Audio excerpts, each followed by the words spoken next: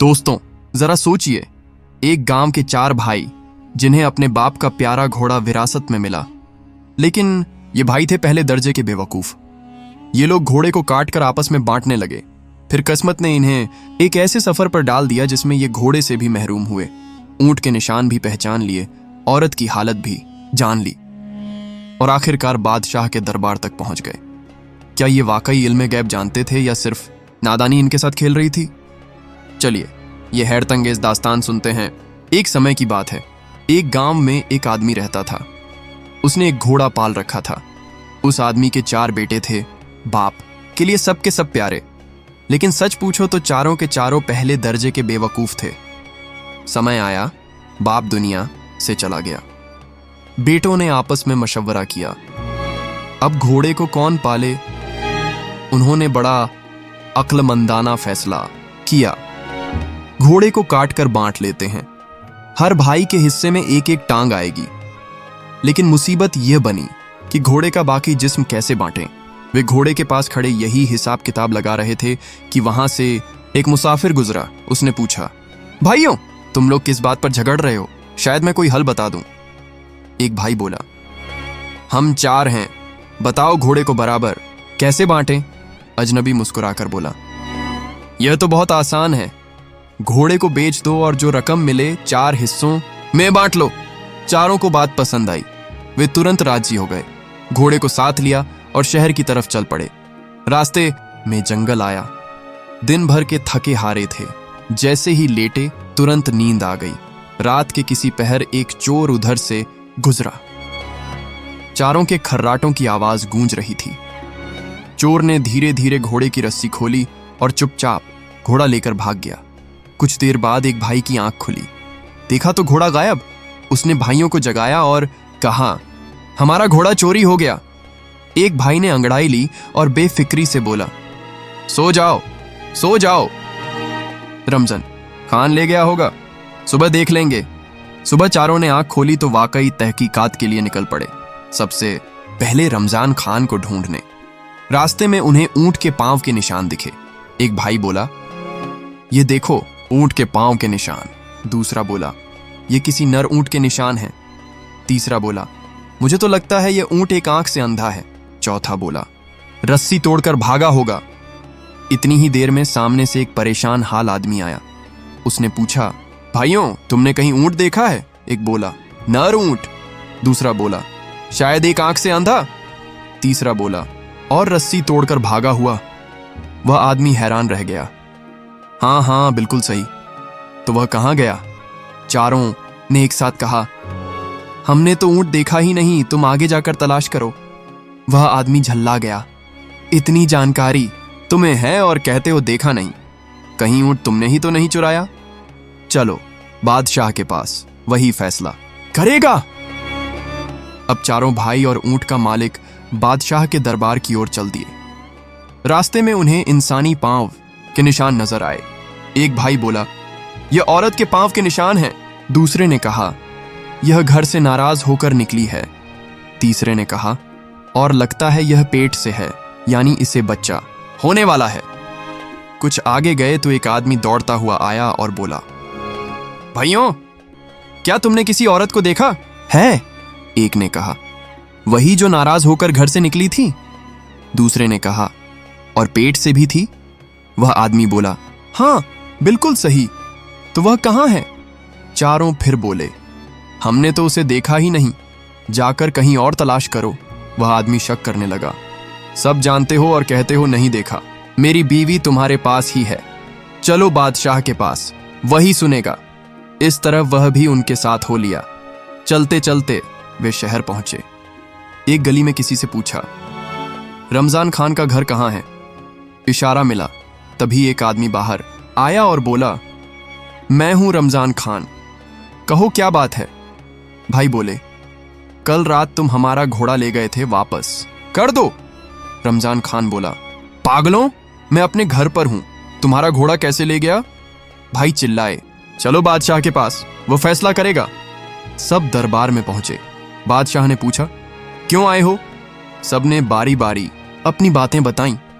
ऊंट वाला बोला, हुजूर, ये लोग मेरे ऊंट की सारी बातें सही सही बताते हैं और कहते हैं देखा नहीं, यकीनन यही चोर हैं। औरत वाला बोला, मेरी बीवी रात को घर से निकली थी, इसके बारे में इनकी बातें बिल्कुल सही थीं। फिर कहते हैं देखा नहीं, यकीनन इन्होंने अगवा किया है। बादशाह ने भाइयों से पूछा, अपनी सफाई में क्या कहते हो? उन्होंने कहा, हुजूर, हमारी बात पहले पूरी सुन लीजिए। रात रमजान खान ने हमारा घोड़ा चुरा लिया। रमजान खान बोला, जहां अपना मुझे कुछ मालूम नहीं, ये मुझे बेकार पकड़ लाए हैं।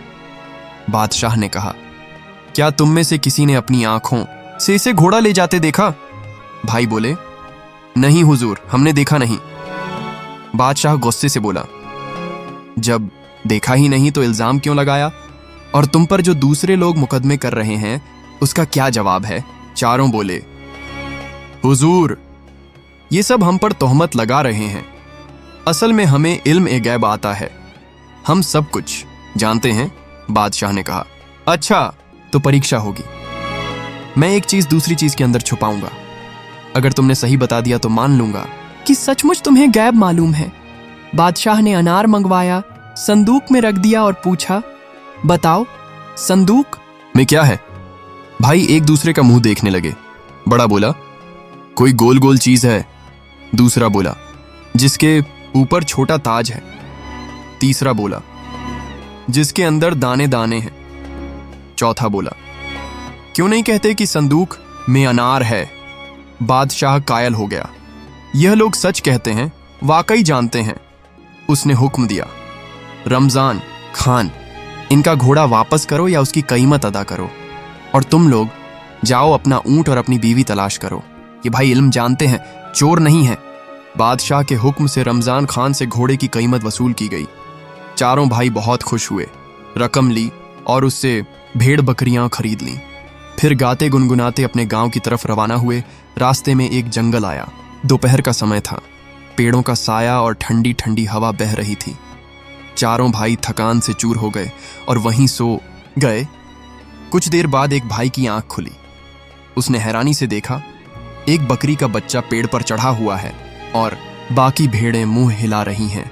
उसने फौरन भाइयों को जगाया, चुपके से उठो, उठो। भाई पूछने लगे, क्यों, क्या हुआ? उसने कहा, बकरियां डंडे तोड़ रही हैं और भेड़ें हमें मारने की सलाह कर रही हैं। चारों भाई बुरी तरह घबरा गए। उन्होंने भेड़ बकरियां वहीं छोड़ दी और भाग निकले। पीछे से एक भेड़ उनके पीछे दौड़ने लगी। एक भाई ने पत्थर उठाकर दे मारा और बोला, भाइयों, एक को तो मैंने मार दिया है, अब जितनी जल्दी हो सके यहां से निकल चलो। काफी देर भागते भागते उनकी सांसें फूल गईं। रुककर उन्होंने कहा, चलो गिनती कर लें, हम सब पूरे हैं या नहीं। पहले भाई ने गिनना शुरू किया, 1, 2, 3, और खुद को गिनना भूल गया। बोला, हम तो 3 हैं, चौथा भाई गायब है। दूसरे ने कहा, रुको, मैं गिनता हूं। उसने भी गिना और फिर 3 निकले। तीसरे और चौथे ने भी बारी बारी गिना। हर एक ने अपने आप को गिनना छोड़ दिया। वे यकीन कर बैठे कि सचमुच चौथा भाई खो गया है। उसी वक्त एक घुड़सवार वहां से गुजरा। उसने उनकी हालत देखी और समझ गया कि ये चारों पहले दर्जे के बेवकूफ हैं। उसने कहा, अगर मैं तुम्हें पूरे 4 गिनकर दिखा दूं तो मुझे क्या इनाम दोगे? चारों बोले, तब हम सब तुम्हारे गुलाम बन जाएंगे, जहां चाहो ले जाना। घुड़सवार ने एक एक का हाथ पकड़कर गिनती की। यह 1, यह 2, यह 3 और यह 4। चारों भाई बहुत खुश हो गए और बोले, हाँ, हम सच में 4 हैं, आज से हम तुम्हारे गुलाम हैं। घुड़सवार ने पूछा, लेकिन तुम लोग इतने घबराए क्यों भाग रहे थे? उन्होंने एक साथ कहा, हमारी बकरियां डंडे तोड़ रही थीं और भेड़ें हमें मारने की योजना बना रही थीं। घुड़सवार हंस पड़ा और बोला, चलो मेरे साथ, मैं तुम्हारी भेड़ बकरियों से सुलह करवा देता हूं। जब वे जंगल पहुंचे तो रास्ते में वही भेड़ मरी पड़ी थी। भाई बोले, यही वह भेड़ है जो हमें मारने का मंसूबा बना रही थी। जंगल में जाकर देखा, भेड़ बकरियां बिल्कुल आराम से चर रही थीं। घुड़सवार उनके पास गया, हर एक के सिर पर थपकी दी और बोला, अब ये तुम्हें कुछ नहीं कहेंगी। फिर उसने कहा, अब मेरे साथ घर चलो। चारों भाई पहले ही गुलामी का वादा कर चुके थे, इसलिए उसके साथ हो लिए। घुड़सवार भेड़ बकरियों को भी साथ ले आया। घर पहुंचकर चारों भाइयों को सामने खड़ा किया और बोला, अब तुम सब मेरे काम करोगे। एक भाई रेवड़ चराएगा, दूसरा बैलों के लिए घास काटेगा और खिलाएगा, तीसरा मेरी माँ की सेवा करेगा, ध्यान रहे उस पर मक्खी भी ना बैठे, और चौथा खेत में गेहूं की फसल काटकर साफ सुथरी एक जगह रखेगा। चारों भाई अपनी अपनी जिम्मेदारियां सुनकर राजी हो गए, लेकिन उनकी अक्लमंदी अब खुलकर सामने आने वाली थी। सबसे पहले जिस भाई को घुड़सवार की मां की सेवा की जिम्मेदारी मिली थी, वह एक डंडा लेकर उनके पास बैठ गया। जब भी कोई मक्खी बेचारी बुढ़िया पर बैठती, वह मक्खी को मारने के लिए डंडा दे मारता। मक्खी तो उड़ जाती, मगर बुढ़िया चीखती चिल्लाती रहती। कुछ ही वारों में वह जान से हाथ धो बैठी। भाई ने सोचा कि शायद वह आराम कर रही है। उसने चादर डाल दी और खुद एक तरफ जा बैठा। अब दूसरा भाई, जिसके जिम्मे बैलों को घास खिलाने का काम था, सोचने लगा, यह काम बहुत मुश्किल है, क्यों ना ऐसा करूं कि बैलों को हमेशा के लिए आराम मिल जाए। सो उसने दोनों बैल जबह कर दिए और उनके मुंह घास और भूसे में गाड़ दिए। फिर बोला, अब ये खुद ही खाते रहेंगे, मुझे कोई मेहनत नहीं करनी पड़ेगी।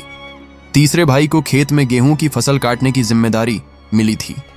उसने सोचा, इतनी बड़ी फसल है, बूढ़ी माँ भला रोटी कहाँ पकाएगी, बेहतर यह है कि मैं ये सारी फसल भून दूं। ये सोचकर उसने पूरे खेत को आग लगा दी। गेहूं जलकर राख हो गई। चौथा भाई भेड़ बकरियां चरा रहा था। इतने में भेड़िए आ पहुंचे और बकरियों को एक एक करके खाने लगे। उसने सोचा, वाह, इस गांव के कुत्ते कितने भूखे हैं, लगता है इनके मालिक इन्हें कुछ खिलाते ही नहीं।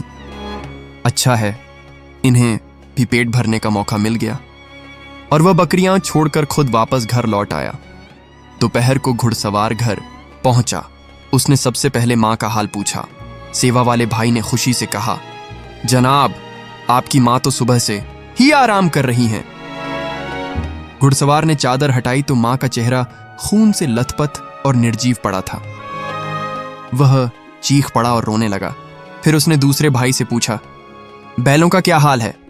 भाई ने गर्व से कहा, उनके मुंह भूसे में डाले हुए हैं, खुद ही खाते जा रहे हैं। घुड़सवार ने देखा तो बैल जबा होकर पड़े थे।